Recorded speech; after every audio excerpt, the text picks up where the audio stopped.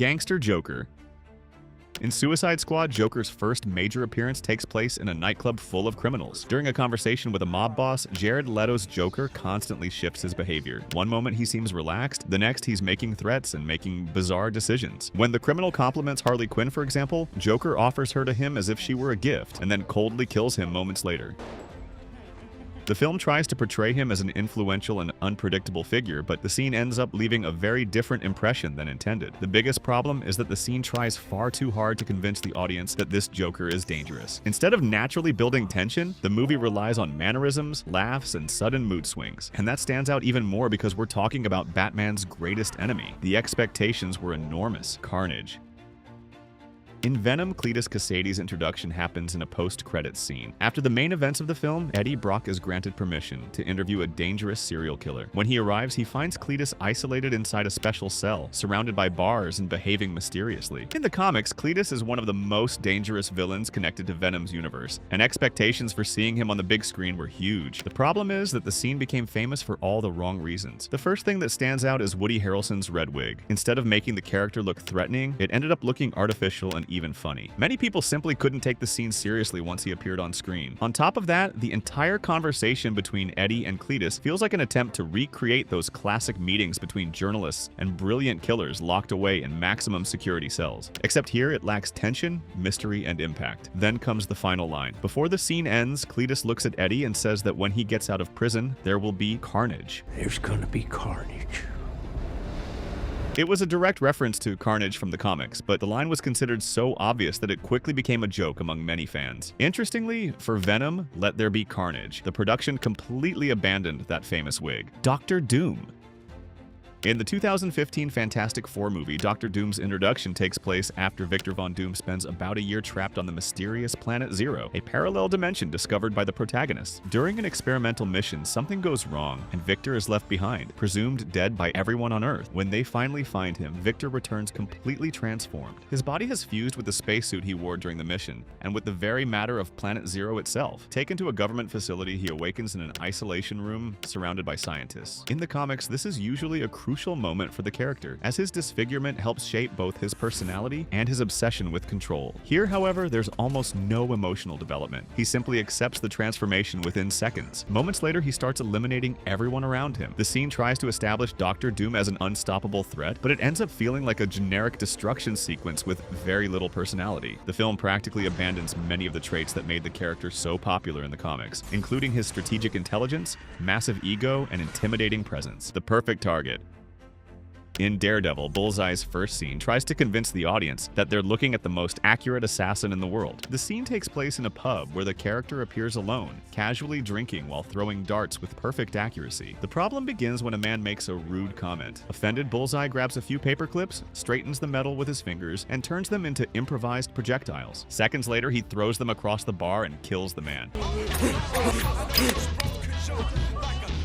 The idea was to showcase the character's most famous ability, turning virtually any object into a deadly weapon. The problem is that the execution ends up being far more amusing than threatening. A large part of that comes from Colin Farrell's performance. The actor fully embraces an exaggerated style filled with grimaces and almost cartoonish expressions. The look also became a target of criticism. In the comics, Bullseye wears an iconic costume featuring his target symbol. Here, he appears wearing a long leather coat with a bullseye tattooed directly on his forehead, a choice many fans could never take seriously. The Ice Age. In Batman and Robin, Mr. Freeze appears right at the beginning of the film and immediately makes it clear what kind of experience the audience is in for. The villain breaks into the Gotham Museum to steal a massive diamond that serves as the power source for his special suit, which keeps him alive at freezing temperatures. The premise sounds interesting enough, but the execution quickly goes off the rails. As soon as he appears, Mr. Freeze arrives wearing a shiny suit of armor and leading a group of henchmen. While freezing the museum guards, he unleashes an endless barrage of ice, cold, and snow-related puns. Within minutes, it feels like the script is more interested in collecting jokes than introducing a threatening villain.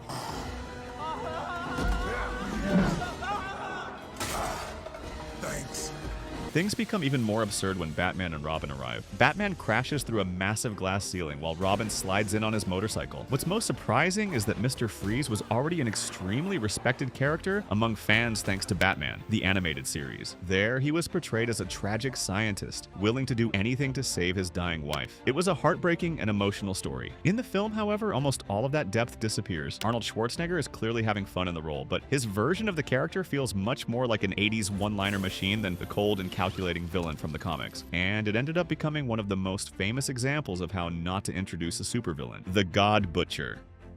In Thor, Love and Thunder, the film opens with Gore wandering across a barren planet alongside his daughter, Love. The two are starving and dying of thirst, and the situation gets even worse when the young girl dies in his arms. It's a heavy opening, and Christian Bale perfectly conveys the character's desperation and pain. Gore's introduction was supposed to present one of Marvel's most terrifying comic book villains. Known as the God Butcher, he spent years winning over fans with his tragic story and relentless crusade against the gods. And to be fair, the scene starts off very well. The problem begins when Gore finds an oasis and finally comes face to face with Rapu, the god he spent his entire life worshipping. Instead of encountering a powerful and intimidating deity, he finds someone arrogant, childish, and almost comical. Rapu mocks the suffering of his own follower and turns what should have been a dramatic scene into something strangely cartoonish. There's nothing for you after death, except death. When the Necro Sword chooses Gore and grants him its power, he kills Rapu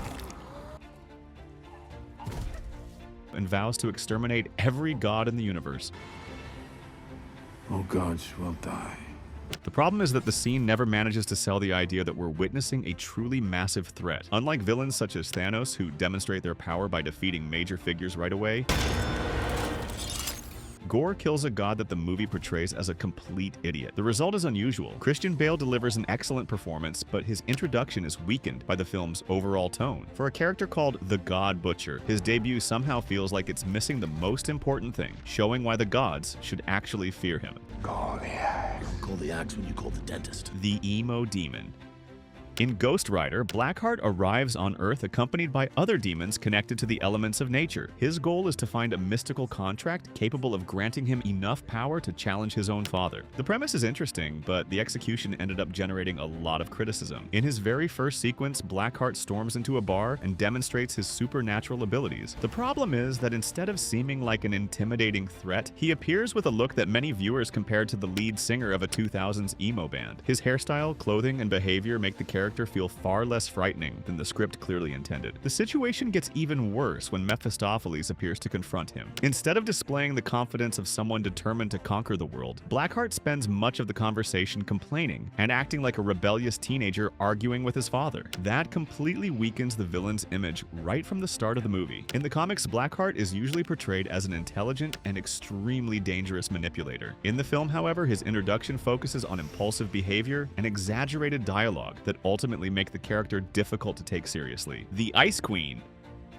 In X-Men First Class, Emma Frost is introduced as Sebastian Shaw's main ally, the story's primary antagonist. In one sequence, Sebastian Shaw welcomes Hendry for what appears to be a cordial conversation. When the military officer makes it clear that he has no intention of helping with Shaw's plan, the situation quickly changes. To intimidate him, Shaw orders Riptide to demonstrate his powers. The mutant creates a powerful gust of wind and hurls Hendry against a wall. That's when Emma Frost steps in. Using her telepathy, she invades the Colonel's mind and makes it clear that escaping is not an option. To reinforce the threat, she transforms into her famous diamond form while Shaw and the others watch. Shortly afterward, Azazel teleports in and takes Hendry directly to the Pentagon. On paper, it sounds like a great introduction. After all, Emma Frost is one of Marvel's most popular mutants. In the comics, she is known for being extremely intelligent, manipulative, sarcastic, and capable of controlling any room simply through her presence. The problem is that almost none of that comes across here. Throughout the scene, Emma spends most of her time silent, while Shaw carries the entire conversation. Even when she demonstrates her powers, she feels more like an obedient assistant than an important character in her own right. Instead of projecting confidence and authority, her role ends up feeling secondary. Another heavily criticized aspect was January Jones's performance. The intention was probably to portray a cold and calculating woman, but many viewers felt the character simply came across as emotionless. The symbiote.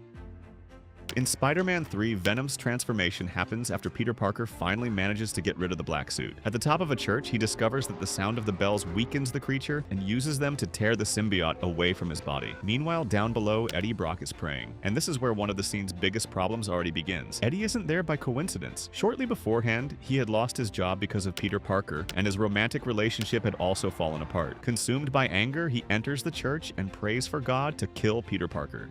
I want you to kill Peter Parker. Yes, that is literally the motivation given to the movie's future main villain. At the exact moment Peter removes the symbiote, the creature falls from the tower and finds Eddie. The alien bonds with the photographer, and within seconds, Venom is born. The transformation itself impressed many people back in 2007, but the character faced a difficult problem to ignore. Topher Grace looked nothing like the classic comic book version. Venom had always been known for being huge, muscular, and physically intimidating. This version, however, felt much smaller and far less threatening. On top of that, the movie had very little time to develop the character. Between Sandman, New Goblin, and Peter's entire black suit storyline, Venom arrives far too late in the plot. Director Sam Raimi himself admitted years later that he was never a big fan of the character, and that Venom's inclusion happened because of studio pressure. The Nuclear Man. In Superman 4, The Quest for Peace, Nuclear Man is an attempt to create the ultimate enemy for Superman. The idea begins when Lex Luthor obtains a sample of Superman's DNA and uses it in a bizarre experiment involving a nuclear missile launched into space. The result is the birth of an artificial creature designed specifically to defeat Superman. When Nuclear Man finally appears, his entrance initially seems promising. He emerges with an intimidating appearance. The problem is that this positive first impression doesn't last very long. Almost immediately, the character begins displaying some extremely strange traits. The most famous one is the fact that he speaks with Lex Luthor's voice. No, you have my voice. Just remember, I made you. I made you, I can destroy you. That's right. Instead of having an identity of his own, Nuclear Man simply sounds like his creator, making several scenes unintentionally hilarious. But that's far from the only issue. The script also establishes that he is completely dependent on sunlight to function. Whenever he's away from the sun, his powers almost completely disappear. In practice, this means that Superman's supposedly perfect adversary has such an obvious weakness that it's difficult to take him seriously. What's even more interesting is that Nuclear Man was created exclusively for the film and didn't exist in DC Comics. Maybe that's why he feels so out of place compared to Superman's classic villains. The darkness. In Thor, The Dark World, the villain is introduced right at the beginning of the movie. According to legend, Malekith attempted to use a powerful force known as the Ether to plunge the entire universe into eternal darkness. He was defeated by the ancestors of Asgard and vanished along with the few surviving members of his army. The problem is that the film spends several minutes telling us that Malekith is a massive threat without actually showing much to justify that fear. Marvel had the opportunity to introduce one of Thor's most chaotic and dangerous comic book villains. Malekith, leader of the Dark Elves, is known in the comics for being manipulative, cruel, and completely unpredictable. But the version that made it to theaters became famous for the exact opposite reason. He's incredibly forgettable. Shortly afterward, in the present day, the Ether is accidentally awakened by Jane Foster. The energy spreads throughout the cosmos and reaches the hidden ship of the Dark Elves. That's when Malekith awakens from his long slumber, opens his eyes, and announces that the Convergence is returning. The situation becomes even stranger for comic book readers. There, Malekith is an extravagant, sadistic villain, full of personality. In the movie, he feels like a generic villain whose only goal is destroying everything just because. Lex Luthor. In Batman vs. Superman, Lex Luthor's first scenes were very different from what fans expected. After all, we're talking about one of Superman's greatest villains and one of the most intelligent human beings in the DC universe. The scene takes place inside LexCorp, where Lex welcomes politicians and government representatives to showcase the kryptonite recovered from the Indian Ocean. Played by Jesse Eisenberg, Lex appears speaking in a fast, energetic manner. During the conversation, he attempts to persuade the politicians to support his plans while displaying almost childlike behavior. The moment that became most famous occurs when he takes a candy and places it directly into a senator's mouth without any warning. The scene was designed to show that Lex enjoys controlling and intimidating the people around him. For many viewers, however, the result felt more awkward than threatening. The main criticism is that this version bears very little resemblance to the traditional Lex. In the comics, he is usually cold, calculating, elegant, and always seems several steps ahead of everyone else. Here, many viewers felt he behaved more like an attempt to recreate the Joker's chaotic energy, the Ancient Witch. Back in Suicide Squad, the film introduces Amanda Waller, the government agent responsible for assembling Task Force X. It's during this introduction that we meet June Moon, an archaeologist who discovers an incredibly powerful mystical entity during an expedition. After opening a totem, Enchantress takes control of her body and begins existing as a supernatural witch capable of performing impossible feats. The problem is that all of this is presented through a massive amount of narration and exposition. Instead of allowing the audience to discover the character naturally, the movie constantly dumps information while showing quick flashes from her past. It feels like we're watching a report being read aloud. Releasing a metahuman more powerful than any we've encountered. The Enchantress. That ultimately hurts what should have been interesting about the character. The idea of an archaeologist possessed by an ancient entity has the potential to be mysterious and terrifying, but the introduction turns it into a bureaucratic explanation. And since Enchantress eventually becomes the film's main villain, her first appearance needed to generate curiosity and anticipation. Instead, she arrives amid rapid montages, explanatory text, and exposition-heavy dialogue. Can you think of any other villain introductions that should have been included in this video? Let us know in the comments. On screen is a video where we show times when superheroes kill the villains. Click and watch. See you there.